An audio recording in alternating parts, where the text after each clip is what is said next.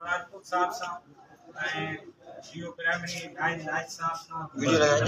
बालाजी साहब DPO खां राब्तो कयो ऐं असांजे मर्कज़ी सीनियर नायब सदर मोहम्मद रफ़ी साहब सां राब्तो कयो। हुन चयो त इहे जेके मामला आहिनि इहे छो न टेबल ते वेही ॻाल्हियुनि ते वेही हल कजनि। असीं उस्ताद कॾहिं बि न चाहींदा आहियूं त असीं पंहिंजे तालीम जो अमल छॾे असीं पंहिंजे क़ौम जे बचनि खे पढ़ाइण वारो उहो अमल छॾे रोडनि ते वेहूं एहतजाजनि ते वेहूं ऑफिसनि ते हेठि पट ते वेहूं असीं कॾहिं बि इहो न चाहियो आहे। पर जिते असीं सम्झूं था त असां सां ज़्यादती थिए थी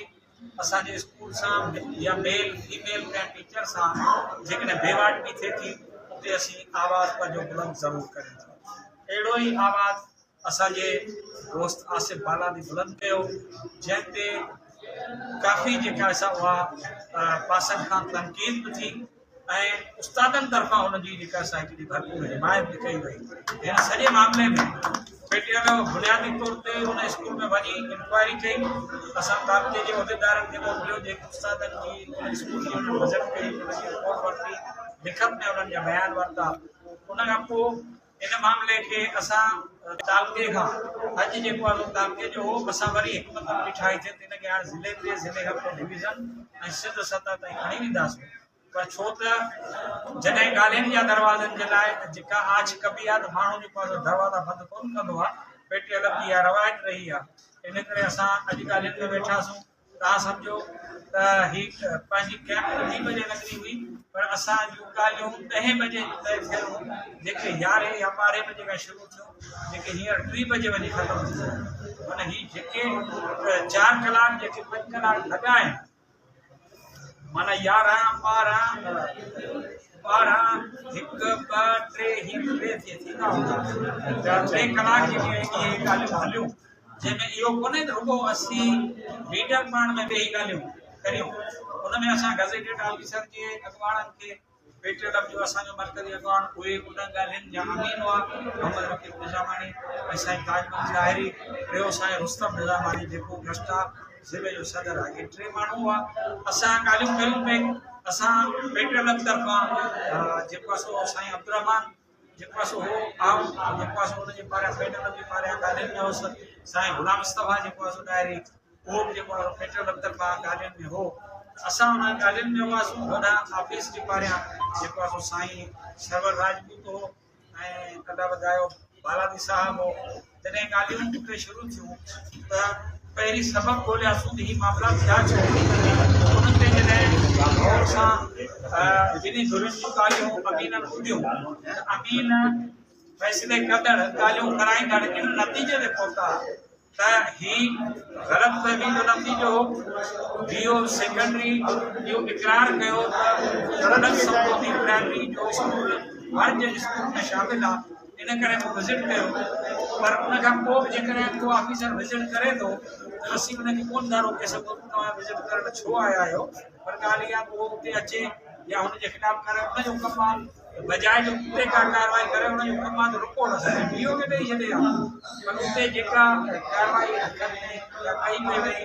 या जेको मसइलो उते कई पई वई या जेका उते जेका ॿोली इस्तेमालु थी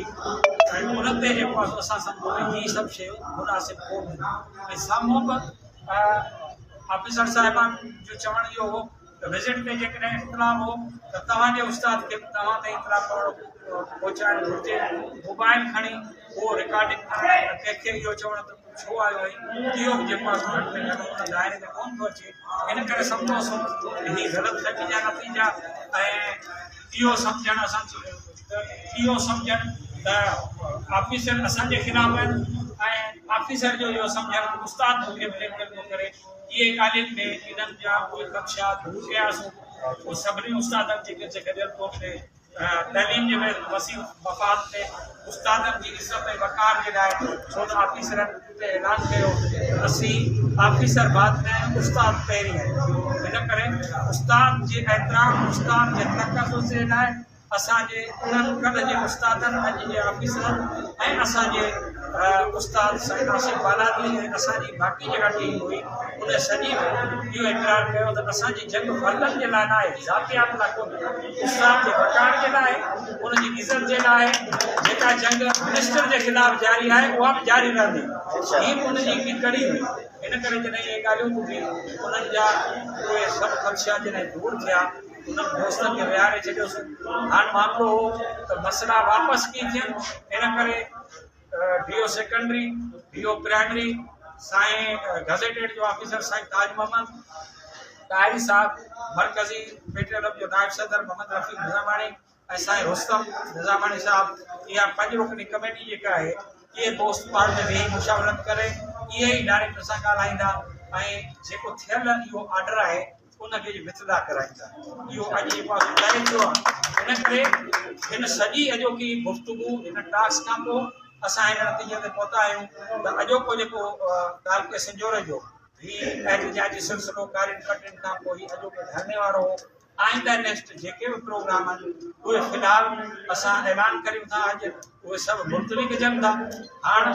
इहो सभु कुझु डिपेंड करे थो त उन ऑर्डर ते उहो ऑर्डर असांखे जेको आहे सो कहिड़े नमूने कॾहिं वापसि थो मिले उनखे साम्हूं रखी पोइ वधीक मतिलबु उनखां पोइ जोड़ी वेंदी इन करे अॼोकी ही जेका एहतिजाज आहे इहो बिल्कुलु ख़तमु कोन्हे इहो मुअतल करे थो उनखे पाण मुअतल करियूं था नेक्स्ट असांजा ॿिया मामला उस्तादनि जा जेके सिंध सतह जा आहिनि उनजे लाइ बि असांजी मीटिंग आहे उहा ताक़त सां करे डिवीज़न सतह ते असां उन में जेको शिरकत कंदासीं तव्हां दोस्त मुतहद थियो तव्हां दोस्त गॾु थियो तव्हां दोस्त हज़ारनि खे न ॾिसो तव्हां जेकॾहिं अटल इरादे वारो को हिकिड़ो बि माण्हू आहे